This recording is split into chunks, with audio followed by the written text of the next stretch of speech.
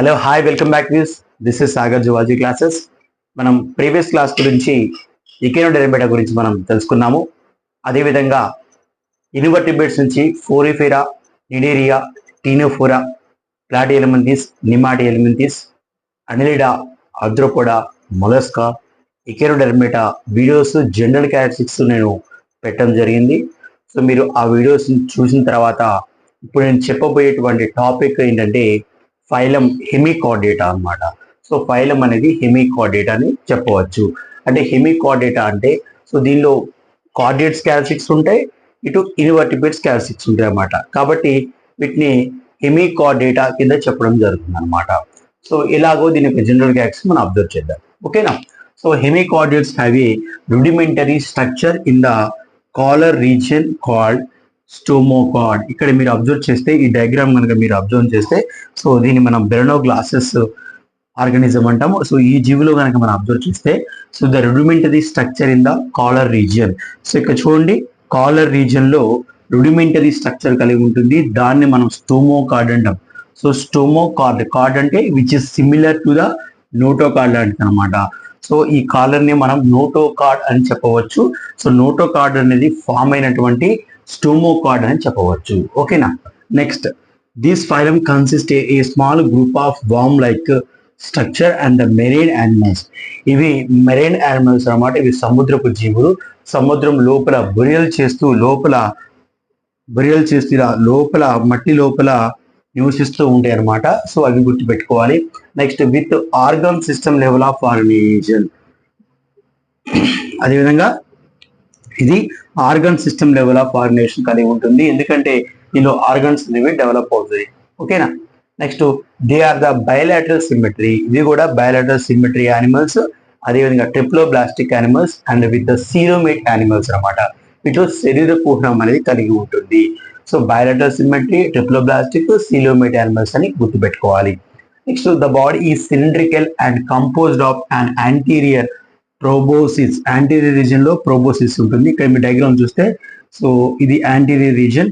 So anterior region లో ఉన్నటువంటి ఈ పార్ట్ ని మనం ఏమంటామంటే ప్రోబోసిస్ గ్లాండ్ అంటాము. సో ఇది సిలిండ్రికల్ షేప్ లో అంటే స్థూపాకారంగా ఉంటుంది. అదేవిధంగా మిడిల్ లో కాలర్ ఉంటుంది. సో మిడిల్ లో కాలర్ ఉంటుంది, గుర్తుపెట్టుకోండి. యాంటీరియర్ ప్రోబోసిస్, మిడిల్ లో కాలర్ ఉంటుంది. అదేవిధంగా లాంగ్ ట్రంక్ ఉంటుంది. కింద చూడండి, ఇక్కడ అబ్జర్వ్ చేయండి. So long trunk is present here. So this is the long trunk. Okay, the circulatory system is a open type circulation. So circulation system అనేది ఇక్కడ ఓపెన్ టైప్ సర్క్యులేషన్ కింద చెప్పవచ్చు. ఇక్కడ క్లోజ్ టైప్ అనేది ఇంకా రాలేదు కాబట్టి ఓపెన్ టైప్ సర్క్యులేషన్ అనేది ఇంకా ఇన్వర్టిబ్రేట్స్ యొక్క వన్ ఆఫ్ ద ఫ్యాక్టర్ కాబట్టి గుర్తుపెట్టుకోవాలి. అదేవిధంగా respiration takes place through the gills అనమాట. సో గిల్స్ కూడా ఇన్వర్టిబ్రేట్స్ యొక్క మొదటి లక్షణం కాబట్టి గిల్స్ కూడా one of the respiration takes place through the gills అనమాట. సో ఈవెన్ ఇన్వర్టిబ్రేట్స్ యొక్క లక్షణాలు గుర్తుపెట్టుకోవచ్చు. అదేవిధంగా వామ్ లైక్ కూడా ఇన్వర్టిబ్రేట్స్ లక్షణాలే కాబట్టి నెక్స్ట్ బయలాటరల్ సిమెట్రీ, ట్రిప్లోబ్లాస్టిక్ ఇవన్నీ ఇన్వర్టిబ్రేట్స్ యొక్క లక్షణాలు కూడా కలిగి ఉన్నాయి.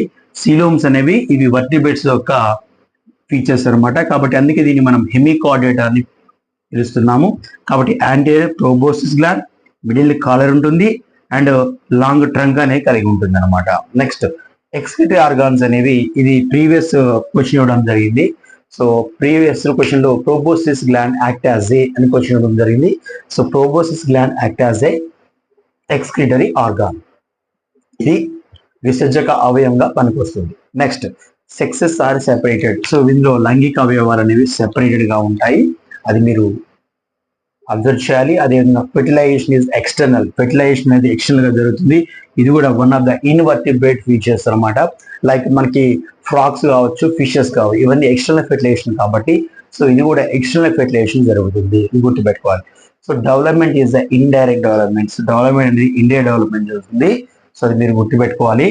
Next, best of the examples ఇక్కడ ఏం చెప్తామంటే బెరనోగ్లాసెస్ ఒకటి, సాకోగ్లాసెస్, ఈ రెండు బెస్ట్ ఎగ్జాంపుల్ కింద చెప్తాం. బెరనోగ్లాసెస్ అండ్ సాకోగ్లాసెస్ అని చెప్తాము.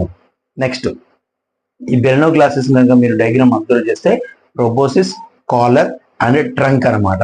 కాబట్టి ఈ మూడు మెయిన్ పార్ట్స్ అని మీరు గుర్తుపెట్టుకోవాలి. Proboscis gland act as a excretory organ, so collar region ఏముంది, స్టోమో కార్డ్ అనేది కలిగి ఉంది, which is similar to the notochord అనమాట. ఓకేనా. కాబట్టి మీరు డయాగ్రామ్ చూస్తూ మీరు ఫీచర్స్ ని ఈజీగా అండర్స్టాండ్ చేసుకోవచ్చు. వామ్ లైక్ అని, బయలాటరల్ సిమెట్రీ, ట్రిప్లోబ్లాస్టిక్ యానిమల్స్ అని, they are open type circulation అని, respiration takes place through the gills, very very important, gills ద్వారా రెస్పిరేషన్ తీసుకుంటాయి. ప్రోబోసిస్ గ్లాండ్ అనేది ఎక్స్క్రీటరీ ఆర్గన్ గా పనిచేస్తుంది. ఓకేనా.